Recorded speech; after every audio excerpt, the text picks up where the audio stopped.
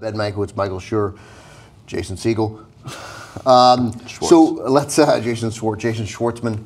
Let's begin with let's do our Turks of the week. Let's begin, Jason. Let's begin with I want to begin with Michael and go to Jason because they work well off each other. So you know already. I do. I have a hint. Yeah. All right. My Turk of the week, Ryan Fitzpatrick. Again? Yeah, I was going to say he doesn't get this honor with great regularity, but Ryan Fitzpatrick, he's the quarterback of the Houston Texans National Football League team. Houston, the fourth largest city in America, and as someone who I follow on Twitter said today, and they contribute nothing to America. And I agree with that, but they contributed on Sunday, Ryan Fitzpatrick. Ryan Fitzpatrick's numbers, just to give them to you, because I know you want them, is Fitzpatrick threw yesterday for 24 for 33, 358 yards. And he led that team. Again, it was against the Tennessee Titans, but really came off the bench, really, because he had been benched. Came off the bench and led that's that why team to it's had 6 touchdowns, no interceptions. Yeah. Including one to J.J. Watt, who has now scored 5 touchdowns this year, combining offense. And he made a hero out of DeAndre Hopkins. DeAndre Hopkins looked like a first-round draft choice. The Fitzpatrick story is great because he got benched, you know. And they went to Ryan Mallett. Now Mallett got hurt, and here's Fitzpatrick. The guy, nobody wants Ryan Fitzpatrick to be your starting quarterback. You always want Ryan Fitzpatrick to be the guy. Well, we have Fitzpatrick if our quarterback gets hurt. Right. I mean, listen, there was a collective groan among Texans fans, I say that with a grain of salt, Oilers fans, right. who heard that Ryan Fitzpatrick, they got rid of Schaub, and Ryan Fitzpatrick's their starting quarterback.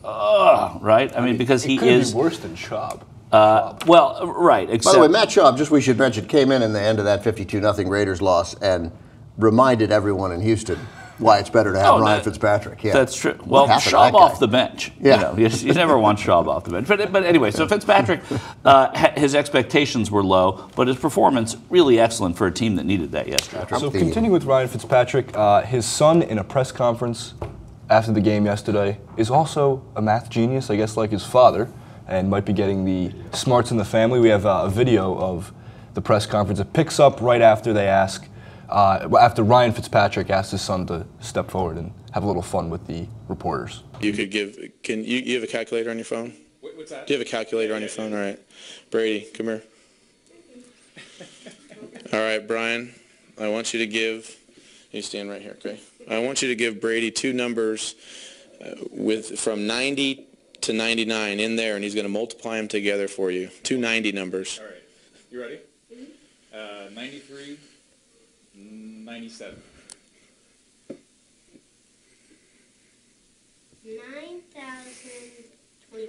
9,021, Brian. Can you look at your calculator, please? Does that say 9,021? Boom! Thank you. That's awesome. Yeah, it's a good call. It's a good call. A little rigged. Anything between 90 and 99. I mean, also, I got it before him. Just for whatever. Right. And here's one thing that I picked up on. Ryan Fitzpatrick, that kid, he was probably with the Bills when that child was born, right? Yeah, right. He named him Brady. Oh, interesting. Just saying. That's the kind of stuff you get here on Turk. I like the boom at the end of the. To go back to Michael's Turk, what I loved about about Ryan Fitzpatrick was his enormous enthusiasm too. Like he almost decked maybe the quarterback's coach or the offensive coordinator, whoever it was, leaping. We're in a football uniform, and he just leapt into that guy at full speed. He was into it. He was happy. He's enjoying it. He knows that he's got a great gig, and he's an easy guy to root for, Ryan Fitzpatrick. I'm not sure I said his name right, but Ryan Fitzpatrick is an easy guy to root for. All right, my Turk of the week was Michael was eager to have this one too, but I stole it from him because I arrived first. It's true. That's what happens. Marvin Lewis.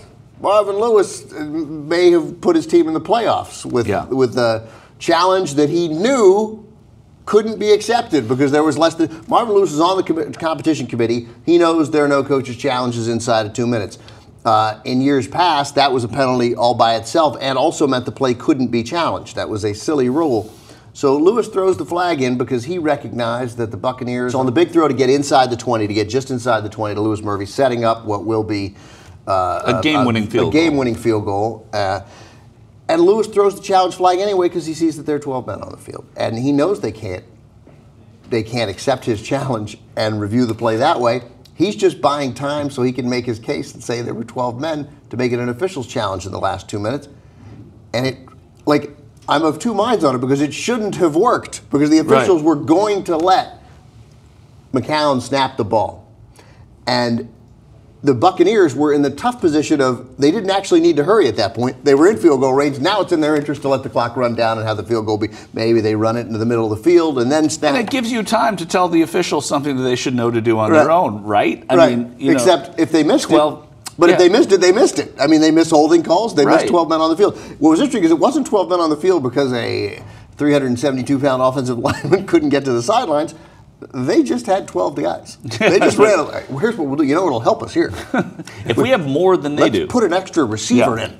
And then keep the same protection. It was so smart. It was such a smart play. So crafty. And he knows there's really the penalty for it is you lose a timeout. Right. So if they say, hey, Marvin, sorry, we didn't see it. We're going to let him go. You get a timeout. And then he screams and he says 12 men. And then after the game, we all look and go, oh, my God, Marvin Lewis was right. They had 12 men on the field. But it worked. They reviewed it. 12 men on the field is a reviewable play. And all of a sudden, the Bucs are pushed back. They lose 10 yards, and they don't gain 1 yard at that point on. The Bengals are the only AFC North team to win. They now have a game-and-a-half lead in that division. A game-and-a-half in football is really it's great. Yeah.